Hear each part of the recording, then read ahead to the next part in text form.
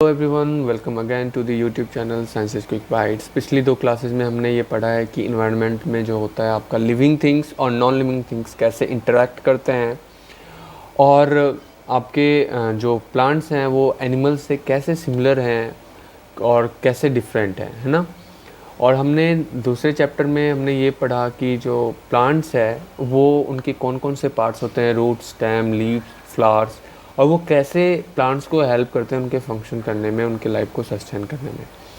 ठीक है, अगर आपने वीडियोज़ नहीं देखी है तो जाओ जल्दी से हमारे चैनल को सब्सक्राइब करो और वहाँ पर जाकर आप सारी वीडियोज़ देख सकते हो, या डिस्क्रिप्शन में हमारा लिंक दिया हुआ है, आप वहाँ से भी जाकर देख सकते हो।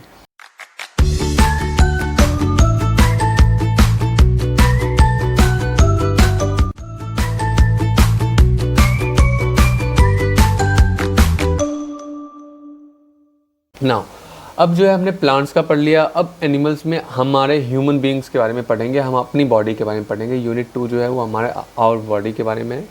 तो हमारे बॉडी में ऐसे कौन कौन से ऑर्गन्स होते हैं, ऑर्गन सिस्टम होते हैं जो हमारे जितने भी फंक्शंस होते हैं, चाहे वो डाइजेशन से हो, खाने पचाने से हो, रेस्पिरेशन सांस लेने से हो, या एक्सक्रीशन जो वेस्ट मटेरियल जो हमारी बॉडी से होता है उनको निकालने से। ठीक है, तो आपने बच्चे क्लास में, अब पहले क्लास में ये आपने पार्ट्स ऑफ बॉडी आप पढ़ते आ रहे हो, नोज़, ईयर, टीथ, हेयर वगैरह।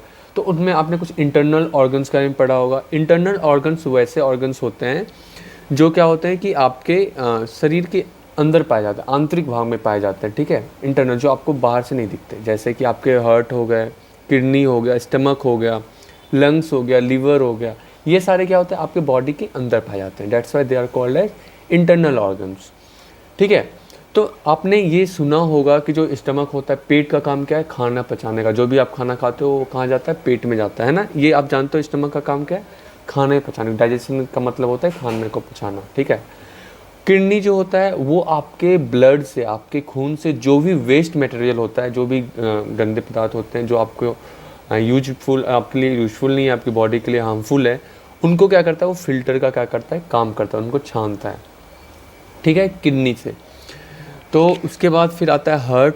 हार्ट जो है ये आपके ब्लड पंप करता है, जैसे कि आपके मोटर पंप होता है ना घर में, जो पानी को नीचे से खींच के पूरे घर में टंकी पे पंप करता है। उसी तरीके से ब्लड जो है वो आपकी बॉडी में क्या करता है, जैसे दिल धड़कता है तो उसका काम होता है कि सारे बॉडी के पार्ट्स तक खून को पहुंचाना का काम कौन करता है, हार्ट करता है। ये इनको पंपिंग ऑर्गन्स भी कहते हैं। ठीक है, इनको क्या कहते हैं, पंपिंग ऑर्गन। ये इसका काम ही है कि ये ब्लड को क्या करेगा, पंप करेगा और पूरी बॉडी में पहुंचाएगा। अब ब्लड की ज़रूरत क्या होती है ये हम आगे सीखेंगे। ठीक है, आपको पता है खून की ज़रूरत होती है सारे बॉडी में, और हर बॉडी के पार्ट्स को खून की ज़रूरत होती है। तो क्यों होती है ये हम आगे सीखेंगे। लंग्स जो होता है, लंग्स आपकी ब्रीदिंग में हेल्प करता है, सांस लेने में हेल्प करता है। ठीक है, तो ये कुछ इंटरनल ऑर्गन्स हैं जो आपको पता है कि ये सारी चीज़ें में हेल्प करता है। स्टमक आपके डाइजेशन में हेल्प करता है, किडनी आपके वेस्ट मटेरियल को रिमूव करने में हेल्प करता है, हार्ट जो है आपके पंपिंग ऑर्गन में हेल्प करता है, लंग्स आपके ब्रीदिंग, हार्ट जो है आपके ब्लड को पंप करने में हेल्प करता है, और लंग्स जो है सांस लेने में हेल्प करता है। लेकिन सोचो क्या ये इकलौते ऐसे ऑर्गन, मतलब ये क्या अकेले ये सारा काम कर सकते हैं? तो जवाब होगा नहीं। नॉर्मली ऐसे बहुत से ऑर्गन्स जो होते हैं, ग्रुप ऑफ ऑर्गन्स मिलकर क्या करते हैं, कोई भी एक फंक्शन करते हैं, चाहे वो रेस्पिरेशन का हो, चाहे वो एक्सक्रीशन का हो। एक्सक्रीशन इज लाइक आपके वेस्ट मटेरियल का रिमूवल, रेस्पिरेशन होता है सांस लेना छोड़ना। ठीक है, और डाइजेशन होता है आपके फूड, कोई भी फूड मटेरियल को डाइजेस्ट करना। ठीक है, खाना पचाना।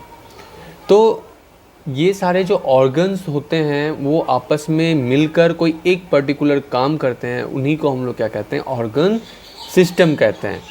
आपकी बॉडी में बहुत से ऐसे ऑर्गन्स हैं जो सिर्फ एक ही काम करते हैं, जैसे कि आपका माउथ हो गया, स्टमक हो गया, इंटेस्टाइन हो गया, एनएस हो गया। इसके बारे में हम आगे पढ़ेंगे।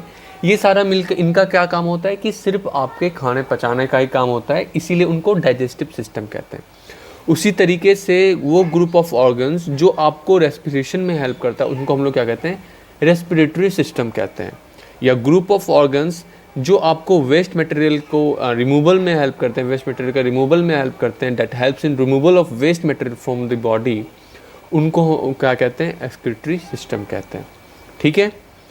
हार्ट और जो ब्लड वेसल्स होते हैं, ब्लड वेसल्स का काम होता है, जो हार्ट का काम होता है क्या, ब्लड पंप करना, और ब्लड वेसल्स क्या होते हैं, वो आपके खून को लेके जाते हैं, ठीक है, जिनको आप नस कहते हो ना, नस में क्या होता है, आपके खून ट्रेवल होता है। तो वो हार्ट और ब्लड वेसल जो हैं वो आपके ब्लड को सारे बॉडी के सारे पार्ट्स तक पहुंचाते हैं, उनको हम क्या कहते हैं, सर्कुलेटरी सिस्टम कहते हैं। तो ये respiratory system, excretory system, circulatory system, ये सारे जो हैं आपके ऑर्गन सिस्टम है, ठीक है, जहाँ पे अलग अलग ऑर्गन्स मिलके आपका कोई एक सिस्टम बनाता है, ठीक है। उसी तरीके से वो सारे ऑर्गन्स जो आपके डाइजेशन में हेल्प करते हैं उनको हम लोग क्या कह देंगे, डाइजेस्टिव सिस्टम कह देंगे, ठीक है बच्चों। तो एक एक करके हम सारे सिस्टम के बारे में पढ़ेंगे। तो सबसे पहला सिस्टम जो है हमारा, वो है हमारा डाइजेस्टिव सिस्टम, क्योंकि खाना जो हम खाते हैं वो हमें पचता कैसे है, और आपको पता है कि खाना खाने से हमें एनर्जी मिलती है, वो एनर्जी हमें मिलता कैसे है, ये सारी चीज़ें आप हायर क्लासेस में, थोड़ी हायर क्लास में जाओगे कि खाने में ऐसे कौन कौन से तत्व होते हैं, वो 6 में सीखोगे, 6th क्लास में, और उनसे खाना कैसे पचता है वो आप 7th क्लास में सीखोगे। अभी हम पढ़ेंगे कि डाइजेस्टिव सिस्टम में क्या क्या होता है और जो हमें खाने को पचाने में हेल्प करता है, ठीक है। तो डाइजेस्टिव सिस्टम में जो आपका डाइजेशन का प्रोसेस है, आपके खाने पचाने का जो प्रोसेस है, वो आपके मुंह से ही, माउथ से ही क्या हो जाता है, स्टार्ट हो जाता है। आपके माउथ में क्या होते हैं, सैलिवरी ग्लैंड्स होते हैं, जिनको हम लोग लार ग्रंथि कहते हैं। आपके बॉडी में लार, आपके टंग में जो आप जब माउथ में क्या होता है, आपके लार निकलता है, लार समझते हो आप, तो लार जो है वो आपके क्या करता है कि खाने को वहीं पे पचाना शुरू कर देता है, और इसीलिए कहते हैं कि खाने को अच्छे से चबाना चाहिए, ठीक है। तो आपके माउथ में सैलिवरी ग्लैंड होता है, टंग होता है और टीथ होता है, ये जानते हो आप, टंग होता है और टीथ होता है। इन सब का काम क्या है कि आपके फूड को छोटे छोटे टुकड़ों में तोड़ देना, चबा के आप क्या करते हो, छोटे छोटे टुकड़ों में तोड़ देते हो। और जो टंग है वो आपका क्या करता है कि लार से आपके फूड को मिलाने में हेल्प करता है, ठीक है। तो हाँ, आप जो है अपने माउथ में देखते हो तो आपको पता है कि आपके जो जब एडल्ट जो होते हैं उनमें टोटल 32 टीथ होती हैं, और हमारे माउथ में 2 तरह की टीथ आती हैं, एक को हम परमानेंट टीथ कहते हैं और दूसरे को टेम्प्रोरी टीथ कहते हैं या मिल्क टीथ कहते हैं। जो बचपन में हमारे दांत टूटते रहते हैं वो मिल्क टीथ होते हैं, और फिर उनके बाद जो है आपके परमानेंट टीथ आते हैं, और जब आप बड़े हो जाते हो तो टोटल आपके 32 टीथ आती हैं, 32 टीथ आती हैं, सॉरी, जो जिनमें से 16 टीथ जो हैं वो आपके अपर जॉ में होते हैं और 16 जो हैं आपके लोअर जॉ में होते हैं। नाउ ह्यूमन में टोटल 4 तरह के दांत पाए जाते हैं। अगर आप आईने में अपने मुख को देखो खोल के, तो उनमें तो आपको सारे दांत एक जैसे नहीं दिखेंगे, कुछ कुछ दांत जो होते हैं वो अलग होते हैं, ठीक है। तो जो आपके 4 जो आपके फ्रंट टीथ जो होते हैं ऊपर में और नीचे, उनको हम लोग इंसीजर कहते हैं। सबसे पहला टाइप जो होता है दांत का, उनको हम लोग कहते हैं इंसीजर। इसका जो काम होता है, ये आपके खाने को चबाने और मतलब काटने में, जो भी आप फूड लेते हो जैसे रोटी वगैरह, उनको काटते हो है ना, दांत से काटते हो, तो इंसीजर का काम होता है काटने के लिए, ठीक है। तो 4 आपके ऊपर होता है, 4 आपके नीचे होता है, ठीक है बच्चों। तो इसीलिए यहाँ पे लिखा है कि टोटल वो 8 नंबर होते हैं। तो 4 आपके ऊपर, 4 आपके नीचे, ठीक है। तो आगे वाले जितने भी होते हैं उनको हम लोग क्या कहते हैं, इंसीजर कहते हैं। नाउ दूसरा जो टाइप है वो होता है कैनाइन होता है। कैनाइन जो होता है आपके फूड को, जो भी फूड पार्ट जो होता है उनको टीयर करने के, फाड़ने का काम करता है। तो इंसीजर होता है वो काटने का काम करता है, और जो कैनाइन होता है वो फूड को टीयर करने का काम होता है। ये जो टोटल होते हैं ये आपके 4 इन नंबर्स होते हैं। तो ये जो आपके साइड में जो होते हैं, एक इधर, एक इधर, और एक इधर, और एक इधर, ठीक है। तो टोटल 1 2 3 4, और ये जो होते हैं ये थोड़े नुकीले होते हैं। और जितने भी कार्निवोरस होते हैं जो कि मांस वगैरह खाते हैं, जैसे कि आपके शेर हो गए, बाघ हो गए, उनमें देखना ये कैनाइन वाला जो होता है वो ज़्यादा डेवलप होता है, ऐसे आगे की तरफ निकला हुआ होता है, ठीक है। तो वो एक्चुअली मांस वगैरह खाते हैं, तो उनको मांस को फाड़ने की ज़्यादा ताकत चाहिए, तो दांत जो होते हैं उनके ज़्यादा डेवलप होते हैं कैनाइन वाले, ठीक है। तो ये कैनाइन हो गया। उसके बाद जो तीसरा टाइप होता है उनको हम लोग कहते हैं प्रीमोलर, ठीक है। प्रीमोलर जो होते हैं वो आपके टोटल 18 नंबर्स होते हैं, और जो चौथा टाइप होता है वो होता है आपके मोलर। तो जो बाकी के जो पीछे वाले होते हैं वो प्री मोलर और मोलर होते हैं। ये जो होते हैं आपके जो होते हैं फोर्थ टाइप जो है आपका मोलर होता है। ये आपका 12 इन नंबर होता है, टोटल 12 होते हैं। और प्री मोलर और मोलर का एक ही काम है, ये आपके खाने को चबाने के लिए क्या होता है और ग्राइंडिंग के लिए, च्यूइंग और ग्राइंडिंग के लिए क्या किया जाता है, इनका यूज किया जाता है, पीसने के लिए। एक तरह से कहते हैं ना कि खाने को पूरी तरीके से वो क्या करते हैं, चबाते हैं और पीस देते हैं। तो आपने पढ़ा 4 तरह के पढ़े। पहला पढ़ा आपने इंसीजर, जिसका काम होता है खाने को कट करना। दूसरा आपने पढ़ा कैनाइन, जिसका काम होता है खाने को टीयर करना, फाड़ना। और उसके बाद अगर आपने खाने को काट लिया, जैसे रोटी को आप काटते हो फिर उसको छोटे छोटे टुकड़े में काट देते हो, उसके बाद आप उसको फाड़ के है ना कैनाइन से, जैसे कि मांस वगैरह उनको आप काट के ऐसे सीधा नहीं खा सकते, उनको टीयर करने की ज़रूरत होती है। फिर मोलर और प्री मोलर क्या करेगा कि उनको चबाएगा। तो टोटल आपके 32 जो हैं टीथ होते हैं। उसके बाद यहाँ पर एक फैक्ट दिया हुआ है कि आपकी बॉडी का जो सबसे हार्डेस्ट पार्ट होता है वो आपका टूथ का इनेमल होता है। जो आप टूथ में वाइट पार्ट देखते हो, जो ऊपर का पार्ट होता है वो इनेमल का बना होता है और वो सबसे हार्डेस्ट पार्ट होता है, ठीक है। इसके बाद आता है टंग जो है आपका, टंग का काम होता है कि जो भी सलाइवरी ग्लैंड से सलाइवा निकलते हैं उनको क्या करता है कि वो उसको फूड पार्टिकल्स, जो जितने उसको छोटे छोटे फूड को जो छोटे छोटे पार्टिकल्स में काट के ग्राइंड करके च्यू करके क्या किया, उनको कन्वर्ट कर दिया है, उसको सलाइवा के साथ टंग जो है उसको मिक्स करता है। और सलाइवा के साथ मिक्स करने का फ़ायदा ये होता है कि आप जो है उसको ईजिली जो है निगल सकते हो, है ना, निगलने में उसको हेल्प करता है, ठीक है। इसके साथ साथ जो टंग जो है आपको डिफरेंट टेस्ट को भी पता करने में हेल्प करता है कि कोई भी खाना क्या है, सॉल्टी है या मीठा है या नमकीन है या खट्टा है या कड़वा है, ठीक है। इन चीज़ों में क्या करता है, हेल्प करता है, ठीक है। इसके बाद जो भी आपके सारे पार्ट्स होते हैं डाइजेस्टिव ऑर्गन से, वो सारे क्या होते हैं, आपस में जुड़े हुए होते हैं और कैसे एक दूसरे की हेल्प करते हैं, ये हम कैसे और सारे पार्ट जो हैं डाइजेशन में हेल्प करते हैं, ये हम सीखेंगे। तो जो सबसे पहला डाइजेशन आपका स्टार्ट होता है वो आपके माउथ में ही स्टार्ट हो जाता है। कैसे? चबाने से ही। इसीलिए कहा जाता है कि खाने को अच्छे से चबाना चाहिए, नहीं तो आपका खाना नहीं पचता। तो मैंने जैसा आपको बताया कि हमारे माउथ में सलाइवरी ग्लैंड होता है और सलाइवरी ग्लैंड का काम क्या होता है कि वो सलाइवा सेक्रीट करता है और वो फूड के साथ जब मिलता है तो कुछ पार्ट जो हैं आपके खाने के वो पच जाते हैं। कैसे पचते हैं ये आप 7th क्लास में सीखोगे। अभी आपको बस ये लिखाना है कि पता रखना है कि सलाइवा से आपका खाना जो है पचना शुरू हो जाता है, इसीलिए आपको खाने को अच्छे से चबाना चाहिए। उसके बाद माउथ से जो है आपका फूड जो है स्टमक में जाता है। स्टमक जो है आपका मेन डाइजेस्टिव ऑर्गन होता है, जहाँ पर आपके गैस्ट्रिक जूसेस जो हैं सेक्रीट होते हैं और वो स्टमक के वाल जो होते हैं उनके वाल से गैस्ट्रिक जूसेस सेक्रीट होते हैं और वो क्या होते हैं खाने के साथ जब मिलते हैं तो उनको जो ये डाइजेस्टिव जूसेस या गैस्ट्रिक जूसेस होते हैं वो फूड को पार्शली पूरी तरीके से नहीं पचाते, थोड़े से क्या होते हैं आपके भोजन जो है वहाँ पे पच जाते हैं। उसके बाद आपके स्टमक से डाइजेशन होने के बाद फूड जो है आपके स्मॉल इंटेस्टाइन में जाता है, जिसको हम लोग छोटी आंत कहते हैं। अभी मैं आपको एक डायग्राम दिखाऊंगा, उसमें आपको पता चल जाएगा कि कहाँ पे स्टमक होता है, कहाँ पे माउथ होता है, कहाँ पे स्मॉल इंटेस्टाइन होता है। बस आपको याद रखना है। अभी मैं आपको एक डायग्राम अभी दिखाऊंगा।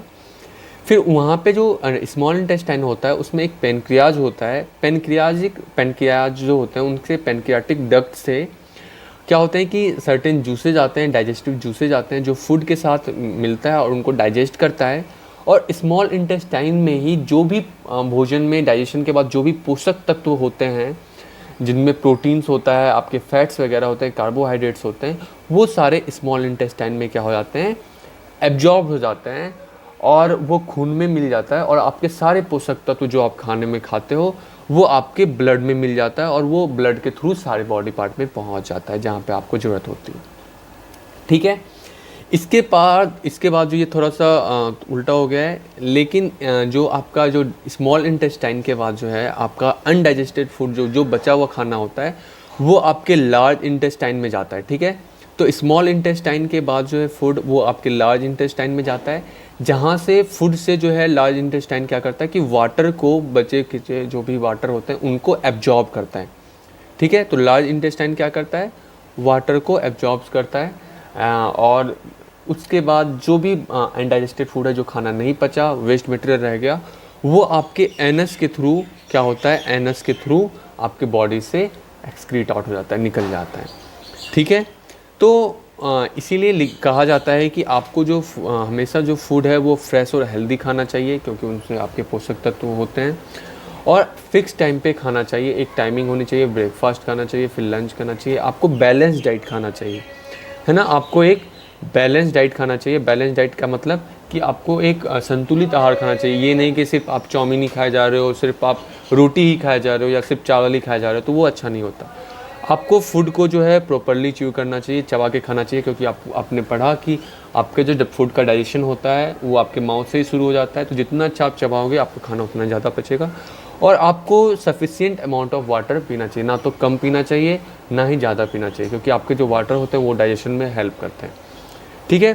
तो बच्चों अगर आपको याद हो तो हमने भी डाइजेस्टिव सिस्टम पढ़ा, तो हमने क्या पढ़ा कि ये देखो, ये पूरा डाइजेस्टिव सिस्टम है, कितने सारे ऑर्गन्स हैं, लेकिन आपको अभी थोड़े से ही ऑर्गन्स के नाम याद रखने हैं। तो सबसे पहला माउथ में आपका डाइजेशन शुरू होता है, जहाँ पे आपके सैलिवरी ग्लैंड्स होते हैं, और जो सैलिवरी ग्लैंड्स होते हैं वो सलाइवा सेक्रीट करते हैं। उसके बाद जो है आपका ये जो फूड है, ये इसको हम लोग फूड पाइप कहते हैं। एक्चुअली इनको इसोफेगस कहा जाता है, लेकिन कॉमन टर्म में आप फूड पाइप नाम याद रख सकते हो। पाइप जैसा होता है, तो फूड इससे ट्रैवल करके आपके स्टमक में पहुंचता है, ये स्टमक में पहुंचता है। स्टमक में गैस्ट्रिक जूसेस सेक्रीट होते हैं, जिनसे फूड डाइजेस्ट होने के बाद आपके ये ट्यूब से होते हुए आपके ये जो आप इतने सारे कॉइल स्ट्रक्चर देख रहे हो, इनको हम लोग कहते हैं स्मॉल इंटेस्टाइन। ठीक है बच्चों, इसी को हम लोग कहते हैं छोटी आंत। तो इसी के अंदर, और ये देख रहे हो आप, ये पेनक्रियाज है, ये ऐसे स्ट्रक्चर अगर आपको दिख रहा हो तो ये जो होता है ये आपका क्या है, पेनक्रियाज है। और इसी से आपके सारे सॉल्यूशन जो हैं इसमें जाते हैं और यहीं पे डाइजेशन होता है। इतना आपको नहीं समझना, बस आपको दिखाने के लिए कि कौन कौन से पार्ट्स होते हैं। उसके बाद फूड डाइजेशन होने के बाद ये इधर से आपके लार्ज इंटेस्टाइन में जाता है। ये जो आपको ब्राउन इस कलर का दिख रहा है, इसको लार्ज इंटेस्टाइन कहते हैं। और यहाँ पे सारे जो भी अनडाइजेस्टेड फूड होगा, इससे आपका वाटर एब्जॉर्ब हो जाता है। ठीक है। वाटर एब्जॉर्ब करने के बाद ये सारा अनडाइजेस्टेड फूड आपके एनस के थ्रू बाहर निकल जाता है। तो आपको इनमें से जो मेन पार्ट्स याद रखना है वो आपको माउथ याद रखना है, सैलिवरी ग्लैंड याद रखना है, फूड पाइप आप याद रख सकते हो क्योंकि ये पाइप जैसा है, तो फूड पाइप। और फूड पाइप से जो होता है फिर फूड आपके स्टमक में जाता है। स्टमक में जाने के बाद ये आपके पहले स्मॉल इंटेस्टाइन में जाता है, फिर लार्ज इंटेस्टाइन में जाता है, और एनएस के थ्रू ये फिशेज के रूप में क्या होता है, आपके बाहर निकल जाता है। ठीक है। फिशेज के रूप में जो आप सुबह सुबह आप क्या करते हो, अपने वेस्ट मटेरियल को आप निकाल देते हो। ठीक है बच्चे, तो ये हमारा डाइजेस्टिव सिस्टम हो गया।